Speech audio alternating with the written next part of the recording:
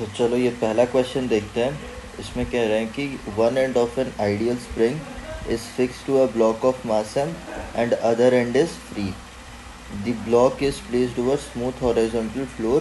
Initially the spring is unstressed. Block is at rest. Now the free end of the spring is pulled to right with constant horizontal velocity v.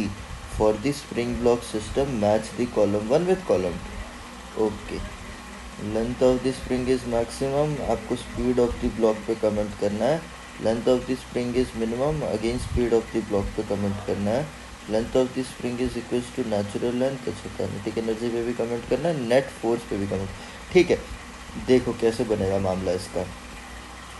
आप ये समझो, इस पर हम लोग थोड़ा सा रिलेटिव वेलोसिटी का कॉन्सेप्ट भी यूज़ करेंगे. बहुत आसान क्वेश्चन है बट आपको कॉन्सेप्ट्स क्लियर होने चाहिए. मानो कि ये ब्लॉक है जो कि स्प्रिंग के साथ कनेक्टेड है, और ये जो फ्री एंड है इसको वी वेलोसिटी, कांस्टेंट वेलोसिटी के साथ मूव करवाया हुआ है. ओके, तो ये मैं कह रहा हूँ ये फ्री एंड मानो मैंने एफ पॉइंट किया हुआ है, ये ब्लॉक वी का ये है. ठीक है, अभी फिर डायग्राम भूल जाओ. अभी आप अगर मानो फिक्स्ड एंड होता है आपका, तो कैसे एनालाइज करते हैं वो एक बार डिस्कस करेंगे. उसके बाद उधर से हम लोग पैरेलल्स ड्रॉ करेंगे. तो यहाँ पे एक स्प्रिंग है जो कि फिक्स्ड एंड है यहाँ पे. ठीक है, तो इस केस में क्या हो जाता है कि वेलोसिटी आपका मैक्सिमम होता है कब? At extreme at x equals to 0 पे ना, जो कि आपका इक्विलिब्रियम पोजीशन है. और यहाँ पे इस क्वेश्चन के अकॉर्डिंगली ये भी कह सकते हैं कि स्प्रिंग नेचुरल लेंथ पे होगा. और जब v 0 कब होता है? ये कब होता है? जब x एक्सट्रीम्स पे है, x एक्सट्रीम्स पे है. और आप इस क्वेश्चन के अकॉर्डिंगली ये भी बोल सकते हैं कि मैक्सिमम और minimum length of the spring, हम ये कह सकते हैं. ठीक है, एंड काइनेटिक एनर्जी भी यहाँ पे ऑफ कोर्स, यहाँ काइनेटिक एनर्जी भी मैक्सिमम होता है. एंड ऑफ कोर्स यहाँ पे इक्विलिब्रियम पोजीशन है, तो एफ नेट भी यहाँ पे 0 होता है.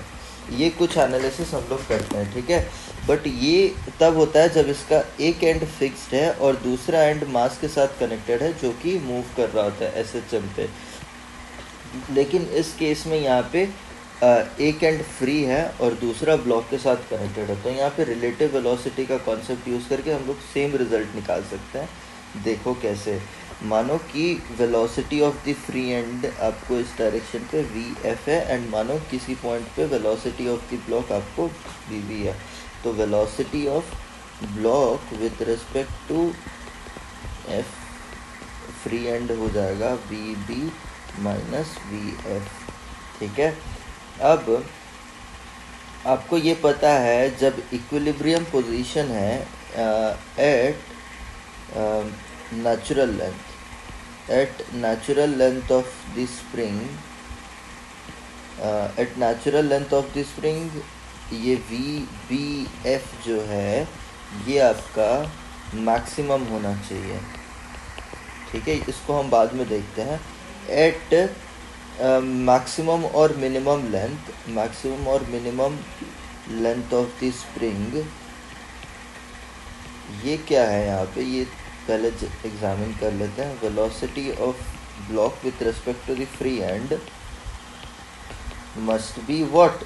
0, because maximum at extreme length of the displacement आपकी वेलोसिटी 0 होती है. जब ब्लॉक जो है एम्पलीट्यूड पोजीशन पे होता है, इधर प्लस और माइनस है, तब वेलोसिटी ऑफ द ब्लॉक 0 होती है. एंड यहाँ पे आपकी दूसरा एंड फ्री है, तो यहाँ पे relative velocity with respect to the free end वो 0 होगी. तो यहाँ पे velocity of the free end क्या है? Velocity of the free end यहाँ पे कांस्टेंट वेलोसिटी के साथ मूव किया हुआ है, तो ये v हो जाएगा.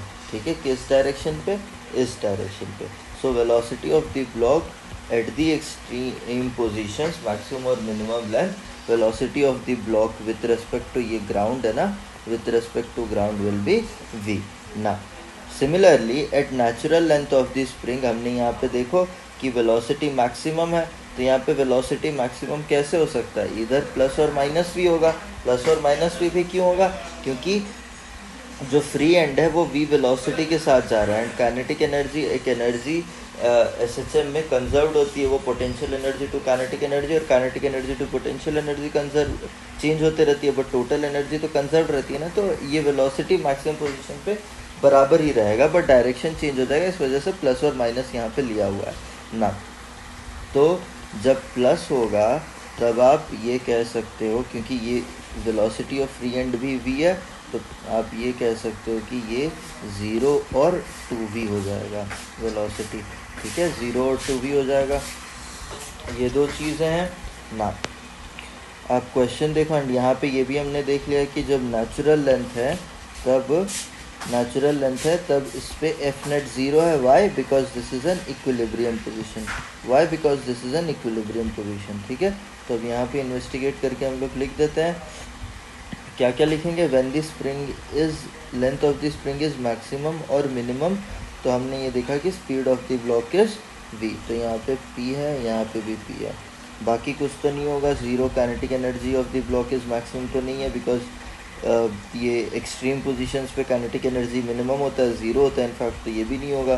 Similarly when the it is equals to natural length, तब क्या हो जाएगा, तब ये इधर 0 है, इधर 2v है, और काइनेटिक एनर्जी 0 है, मैक्सिमम है, तो QRS हो जाएगा। सिमिलरली जब एफ नेट 0 है तब इसका मतलब कहाँ है, ये इक्विलिब्रियम पोजीशन पे, तो सेम चीज़ पहले वाले स्टेटमेंट की तरह, तो QRS हो जाएगा। तो आंसर ये है। बहुत इजी क्वेश्चन था, बट आपको बस ये कॉन्सेप्ट क्लियर होना है। जब भी इस तरीके से करते हो आप, यही वाला सेम कॉन्सेप्ट तो टू बॉडी सिस्टम पे भी तो सेम कॉन्सेप्ट यूज़ करते हैं ना हम लोग। टू बॉडी सिस्टम पे भी हम लोग सेम कॉन्सेप्ट यूज़ करते हैं 1 और 2 का। जब एग्जामिन करना होता है कि मैक्सिमम लेंथ कब होगा, मिनिमम लेंथ कब होगा, तब हम लोग यही तो रिलेटिव वेलोसिटी दोनों के बीच में देखते हैं ना। इसका वेलोसिटी v2, इसका velocity v1, centre of mass के फ्रेम में आप पूरा एग्जामिन करने लगते हो, वैसे ही एग्जामिनेशन यहाँ पे भी हो रही है। ठीक है, ये चीज़ समझ जाए। All right.